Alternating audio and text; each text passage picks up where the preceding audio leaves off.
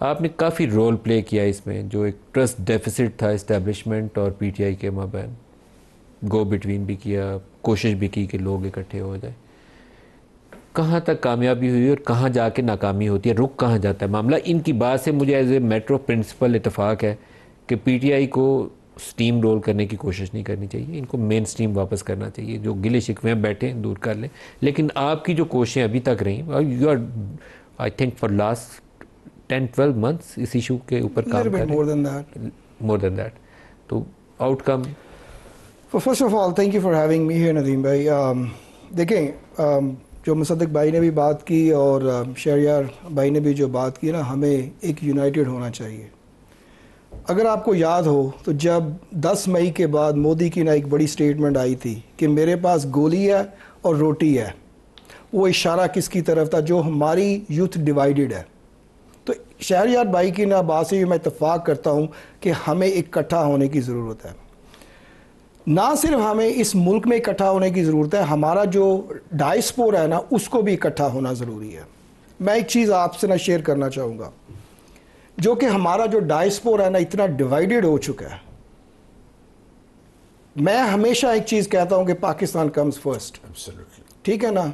चाहे वो हमारी अस्करी क़यादत है, चाहे वो एक बड़ी पॉलिटिकल पार्टी है, वो पाकिस्तान है तो वो सब कुछ है। अगर पाकिस्तान नहीं है तो हम कुछ भी नहीं है। तो this is something we all should agree on, that Pakistan comes first. 1992 में, और थोड़ा सा पीछे लेके जाता हूं ताकि आपको सारी चीज़ों का पता चले, एक अमेंडमेंट हुई थी, पेसलर एग्रीमेंट अमेंडमेंट हुई थी, जिसमें पाकिस्तान आर्मी को जितने भी जो इनकी ट्रेनिंग थी या इनको जो कोई स्पेयर पार्ट्स देने थे, उसमें F-16 के जो अपडेट्स थी वो भी रोक दी गई थी। आज आप जाते हो, क्या होता है? वही अमेंडमेंट लेके आपके पास खड़े हो जाते हैं कि जी ये तो हमारा लॉ पास कर चुका है, हम आपकी क्यों मदद करें। पिछले 2-3 सालों में क्या हुआ है? थोड़ी सी बात होती है, हम जी 3-4 कांग्रेसमैनों को या सेनेटर्स को मिला के उनको साथ ले आते हैं और उनको कहते हैं कि जी ये अमेंडमेंट कर दो, ये एक नया बिल पास कर दो। Have you ever realize what would be the implications for our generations to come? Have you thought of the damages that we are doing over there? कभी हमने ये सोचने की कोशिश भी की है?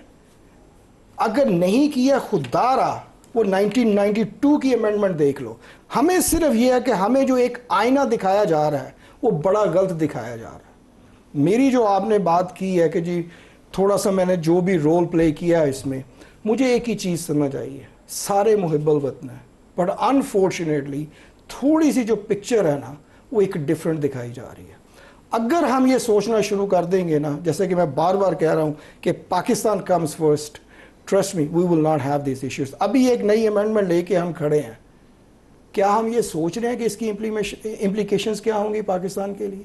क्या हम ये कोशिश भी कर रहे हैं कि यार हमने अगर पाकिस्तान को लेके आगे चलना है, अल्लाह ताला ने हम पे इतना करम किया, इतना हम खुदा की ज़ात का शुक्र नहीं कर सकते कि जो 10 मई को हुआ है वो किस तरीके से अल्लाह ताला ने हमें कामयाबी दी है। मैं एक ब्रेक ले लूं, लेकिन एक जवाब अभी आपने दिया नहीं है कि जब आप कोशिश करते हैं कि कोई ऐसा पॉलिटिकल अंडरस्टैंडिंग हो जाए जिसमें ये तनाव में कमी आ जाए और कुछ जो है उसमें कमी आ जाए, इमरान खान के लिए भी रास्ता निकल आए, फेस सेविंग सारों को मिल जाए, तो वो मामला टूटता कहाँ पे जाके? तनवीर साहब, आज आपने पाकिस्तानी कौम को कुछ हकायक से आगाह करना है। इमरान खान के बाहर निकलने में सबसे बड़ी रुकावट डालने वाले कौन है?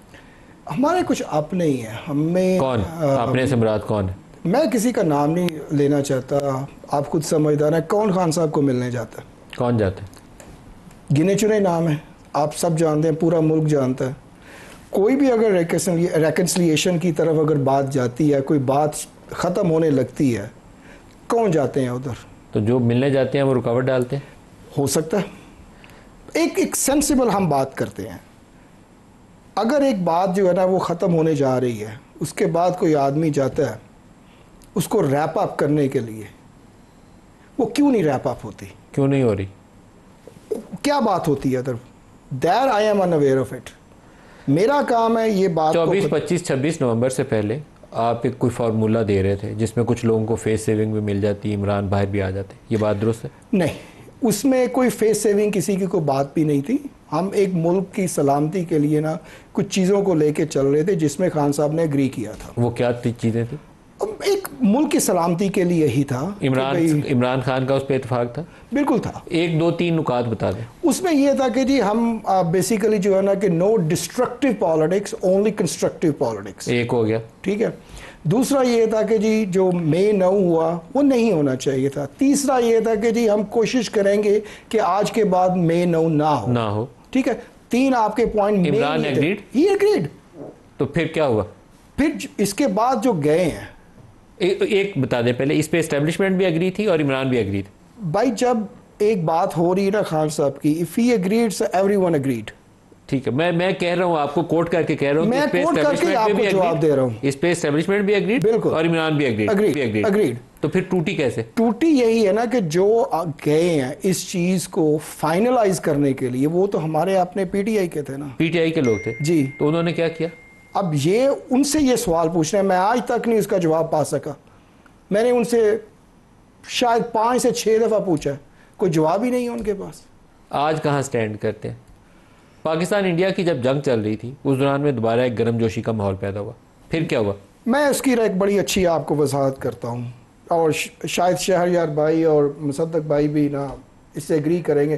These two are politicians, I am not a politician. Briefly आपसे मैं सुनना इसलिए चाहता हूँ कि पाकिस्तानी कौम को पता चले कि बिहाइंड द सीन जो एफर्ट्स हो रही हैं वो क्यों टूट जाती हैं। मैं आपको ना एक चीज़ बताता हूँ। देखिए 2020 में नवाज शरीफ साहब लंदन में थे, उनके कुछ लीडर्स इधर थे, ऑल पार्टी कॉन्फ्रेंस बुलाई गई, IMF का एक इशू चल रहा है,